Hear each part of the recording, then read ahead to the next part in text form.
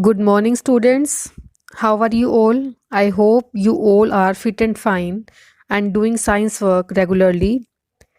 In previous video, I discussed about electrolysis, electroplating and its application. Today we will start our new topic, that is Faraday discovery.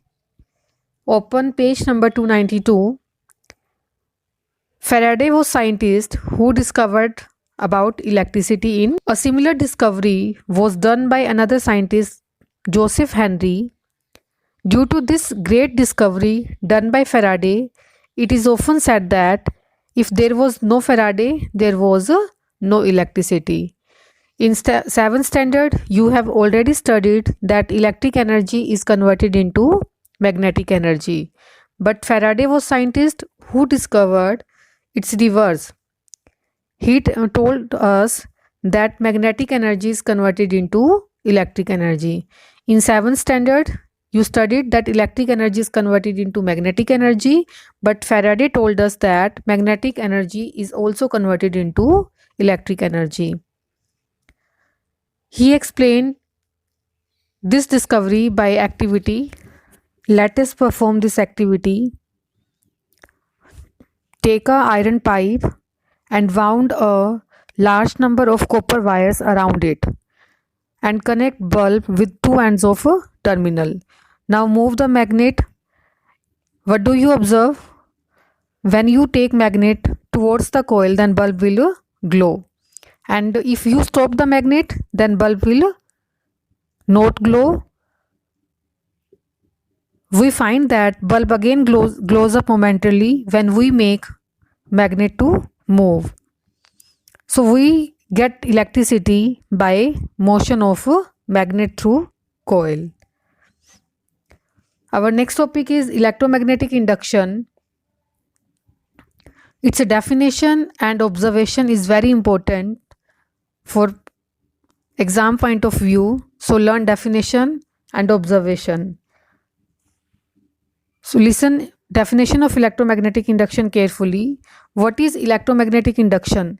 The phenomena in which electric current can be generated by changing magnetic field is called electromagnetic induction. What is definition of electromagnetic induction? The phenomena in which electric current can be generated by changing magnetic field is known as electromagnetic induction. And who discovered electromagnetic induction? Faraday and Henry. What they observe that whenever there is motion between magnet and coil, there is electric current produced. Second point, the flow of current stop as magnet and coil come at a rest position. And third point, faster is the motion between the magnet and the coil, more is the current produced. In last point, what he observed that direction of current is opposite to direction of a magnet. These 4 points are very important. And where is electromagnetic induction is used in our daily life? Electromagnetic induction is used in generators and a transformer. This question is also very important. Next topic is, do you know artificial satellite also works on electromagnetic induction? In artificial satellite, there is long metallic chain. When satellite move around a planet, it passes through magnetic field line of that planet. For example, if satellite is moving around Earth, then it passes through magnetic field lines of Earth and EMF is produced, and this EMF can supply electric power to satellite. Next is the life journey of Michael Faraday. Michael Faraday was son of blacksmith and he could attend a school only where he learned the basic ABCD, reading, writing, arithmetic from 14 years to 21 years. He worked in bookbinder shop. He would read books which came for binding. He discovered electromagnetic induction, diamagnetic law of electrolysis, and discovery of electromagnetic induction is the great gift of science to mankind. The world salute him as one of the greatest genius of all time. Now we will do electromagnetic induction, an activity. Here is an activity on electromagnetic induction. Observe this and answer the questions. A magnet is moved inside a coil of wire connected to a galvanometer. The galvanometer needle deflects due to induced current. Identify the position of the needle in the galvanometer when the magnet is held stationary inside the loop of wire. When the magnet is moved away from the loop, the needle deflects in the opposite direction, indicating that the current is induced in the opposite direction. The scientist who first observed the phenomenon of electromagnetic induction is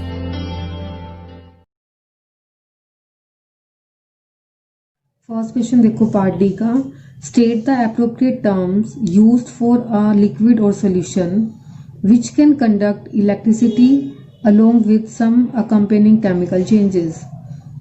term बतानी है हमें कि कौन सी appropriate term use करेंगे हम for a liquid और solution. Liquid के लिए, लिक्विड जो इलेक्ट्रिसिटी को कंडक्ट करते हैं उसके लिए हम क्या टर्म यूज करते हैं? इलेक्ट्रोलाइट. इस प्रोसेस को क्या बोला हमने? इलेक्ट्रोलिसिस. और जो टर्म हम यूज करते हैं वो क्या है? इलेक्ट्रोलाइट है. इलेक्ट्रोलाइट का मतलब liquid which can conduct electricity. ऐसे लिक्विड जो इलेक्ट्रिसिटी को कंडक्ट कर सकते हैं उनको क्या बोलते हैं हम? इलेक्ट्रोलाइट. नेक्स्ट क्वेश्चन है distinguish between strong electrolyte and weak electrolyte with example. Strong electrolyte क्या होते हैं? These are electrolyte that ionise completely to form free mobile ions to in the solution. ये आपने चैप्टर में भी की थी डेफिनेशन. ऐसे इलेक्ट्रोलाइट जो कंप्लीटली आयोनाइज्ड हो जाते हैं. आयोनाइज का मतलब आयंस में ब्रेक होना. फॉर एग्जांपल मैंने आपको बताया था सोडियम क्लोराइड का. सोडियम क्लोराइड आयंस में कैसे ब्रेक होगा? सोडियम और क्लोरीन दो पार्ट से मिलकर बना है तो ये ब्रेक हो जाएगा Na positive and Cl negative. इसी तरह से sulphuric acid and copper sulphate solution, ये सब क्या है? स्ट्रॉन्ग इलेक्ट्रोलाइट है जो कंप्लीटली आयोनाइज्ड हो जाते हैं. आयोनाइज्ड होने का मतलब आयंस में ब्रेक हो जाना. उसके बाद है weak electrolyte which are partially ionise. Partially का मतलब पूरी तरह से आयोनाइज नहीं होते.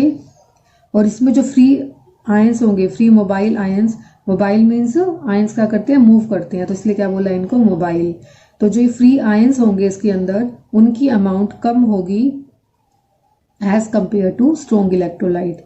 फॉर एग्जाम्पल एसिटिक एसिड है, अमोनियम हाइड्रोक्साइड है, टैप वाटर है, तो ये सब किसके एग्जाम्पल होंगे? वीक इलेक्ट्रोलाइट के, क्योंकि इसमें कंप्लीटली आयोनाइज नहीं होते, पार्शली आयोनाइज्ड होंगे. नेक्स्ट है name the device that convert chemical energy into electrical energy. ऐसे डिवाइस का नेम बताना है जिसमें केमिकल एनर्जी इलेक्ट्रिकल एनर्जी में कन्वर्ट होती है. बैटरी है, सेल है, जो आप घर पे बैटरी यूज करते हो या फिर सेल यूज करते हो, उसमें केमिकल एनर्जी किस में कन्वर्ट होती है? इलेक्ट्रिकल एनर्जी के अंदर. नेक्स्ट है mechanical energy into electrical energy. Mechanical energy किस इलेक्ट्रिकल एनर्जी में कन्वर्ट होती है. ऐसे डिवाइस का हमें एक एग्जांपल देना है, तो कौन सा डिवाइस बताया हमने? Electric generators and transformers. Next है fourth question name the scientist who introduced the word to the voltaic cell. Voltaic cell के बारे में हमें किसने बताया था? अलेक्जेंड्रो वोल्टा ने. कौन से साइंटिस्ट ने बताया था? अलेक्जेंड्रो वोल्टा. एंड इलेक्ट्रोलिसिस के बारे में किसने बताया था हमें? माइकल फेराडे ने. इलेक्ट्रोलिसिस के बारे में किसने बताया था? Michael Faraday. इलेक्ट्रोमैग्नेटिक इंडक्शन के बारे में भी किसने बताया था? माइकल फेराडे ने. नेक्स्ट है fifth question N electrode A is connected to the positive terminal while electrode B is connected to the negative terminal of battery. Electrode A किससे कनेक्टेड है? पॉजिटिव टर्मिनल से. टर्मिनल मीन्स एंड से. And जो electrode B है वो किससे connected है? Negative terminal से. Give the name of electrode A and B. Electrode A को क्या कहेंगे हम? एनोड. और इलेक्ट्रोड B क्या होगा? कैथोड होगा. Name the process associated with the circuit. इस प्रोसेस को क्या बोलेंगे हम? इलेक्ट्रोलिसिस। क्या का प्रोसेस को? Electrolysis. Name the gas produced at A and B. At A oxygen gas is form and B hydrogen gas is form. ये भी आपने चैप्टर में किया था। जो बबल्स प्रोड्यूस्ड होते हैं, एनोड पर किसके बबल्स प्रोड्यूस्ड होंगे? ऑक्सीजन के, और कैथोड पर किसके होते हैं? हाइड्रोजन के। एनोड किससे कनेक्टेड होती है? पॉजिटिव टर्मिनल से, और कैथोड किससे कनेक्टेड थी? नेगेटिव से। ये आप बुक में कर चुकी हो क्वेश्चन, एक बार दोबारा से सुन लीजिए। इसमें क्या बताया हमने? बताना है कि पॉजिटिव टर्मिनल से जो रोड कनेक्टेड होगी उसको क्या बोलते हैं? एनोड, और जो नेगेटिव टर्मिनल से कनेक्टेड होती है उसको बोलते हैं कैथोड। एनोड पर कौन सी गैस प्रोड्यूस्ड होगी? ऑक्सीजन गैस, और कैथोड पर हाइड्रोजन गैस। फिर नेक्स्ट आपको दे रखी है कुछ डेफिनेशंस। फर्स्ट डेफिनेशन है इलेक्ट्रोलाइट की। इलेक्ट्रोलाइट क्या है? A compound that conduct electricity in molten और dissolved state and which simultaneously undergoes decomposition with the passage of electric current through it is an electrolysis.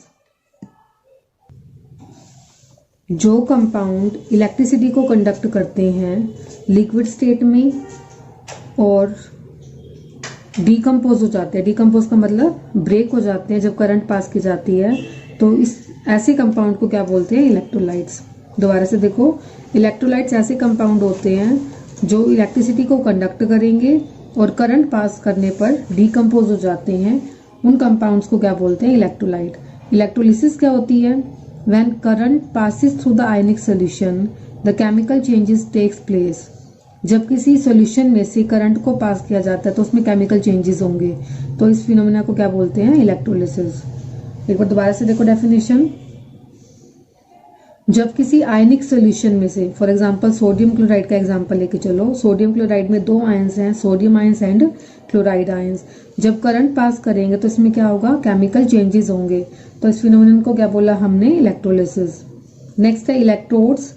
Electrodes are the conducting rod which are dipped in electrolyte. Electrolyte भी हम जो road dip करते हैं उसको क्या बोलते हैं? Electrode. जैसे हमने चैप्टर में भी किया था, इलेक्ट्रोड कॉपर की हमने ली या फिर जिंक की लेके चल रहे हैं, तो इलेक्ट्रोड्स क्या होती हैं? रोड्स होती हैं जिनको सोल्यूशन के अंदर डिप किया जाता है।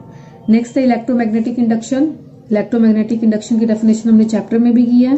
Whenever there is motion between magnet and a coil, जब तक मैग्नेट और कॉइल मूव करेंगे, a current can flow through the coil, तब तक कॉइल में से करंट फ्लो करेगा। This phenomena of generating electricity by changing magnetic field. Magnetic field को चेंज करके इलेक्ट्रिसिटी को जनरेट करना, इस फिनोमेना को क्या बोला हमने? Electromagnetic induction. तो आप ये डेफिनेशन यहां से भी बता सकते हो। Generation of electricity by changing magnetic field.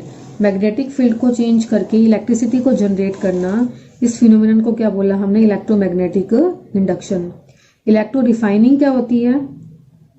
Process of obtaining pure metals from the impure. Impure metal से प्योर मेटल को ऑब्टेन करना इलेक्ट्रोलिसिस प्रोसेस से, इसको क्या बोलते हैं? Electro refining of metal. For example उसमें हमने क्या लिया था? कॉपर को प्योरीफाई किया था। Pure copper is obtained from impure copper by electro refining. Electro refining method से हम क्या करते हैं? प्योर कॉपर को ऑब्टेन करेंगे। तो इलेक्ट्रो रिफाइनिंग क्लियर हुआ। इलेक्ट्रो रिफाइनिंग में क्या करते हैं हम? Process of obtaining pure metals from the impure. Impure metal से प्योर मेटल्स को ऑब्टेन करना, इस प्रोसेस को क्या बोला हमने? Electro refining of metals. D part का लास्ट क्वेश्चन है, state some uses of phenomenon of electrolysis. Electrolysis के हमें कुछ यूजेस बताने हैं, हम कहाँ पर यूज करते हैं। फर्स्ट यूज गिवन है extraction of metals from ores. ये भी चैप्टर में किया था आपने। इलेक्ट्रोलिसिस के यूजेस, फर्स्ट हम क्या यूज कर रहे हैं? मेटल्स को एक्सट्रैक्ट करने के लिए। Reactive metals like sodium and aluminium are extracted from their ores by the process of electrolysis. Electrolysis process से हम सोडियम और एल्यूमिनियम मेटल्स को एक्सट्रैक्ट कर सकते हैं। नेक्स्ट हमने यूज बताया था इलेक्ट्रो रिफाइनिंग के लिए। Electro refining means process of obtaining pure metals from impure. Impure metal से प्योर मेटल को ऑब्टेन करना, इस प्रोसेस को क्या बोलते हैं? Electro refining of metal. और इलेक्ट्रो रिफाइनिंग में एग्जांपल किसका दिया था हमने? कॉपर का। Pure copper is obtain from impure copper by electro refining. Third हमने बताया था इलेक्ट्रोप्लेटिंग। इलेक्ट्रोप्लेटिंग की डेफिनेशन बहुत ज़्यादा इंपॉर्टेंट है। The process of depositing a thin layer of desired metal on another material by the passage of electric current. Current को pass करके हम जिस मेटल के ऊपर कोई भी डिजायर्ड लेयर लगाना चाहते हैं उस प्रोसेस को क्या बोलते हैं? Electroplating. Gold plated jewellery and watches are made by electroplating. जो ये ज्वेलरी आती है आर्टिफिशियल ज्वेलरी जिसके ऊपर गोल्ड की या सिल्वर की कोटिंग की जाती है, तो बेस मेटल इसका चीप होता है, बेस में कुछ सिंपल मेटल का यूज किया जाता है बट उसके ऊपर एक कोटिंग की जाती है और इस प्रोसेस को हमने क्या बोला? Electroplating. Process of depositing a thin layer, एक लेयर लगाना डिजायर्ड मेटल की, जो हम मेटल की लेयर लगाना चाहते हैं किसके ऊपर? किसी अदर मटेरियल के ऊपर, by electric current, electric current को पास करके, तो इसको हमने क्या बोला? Electroplating. So your homework is read this chapter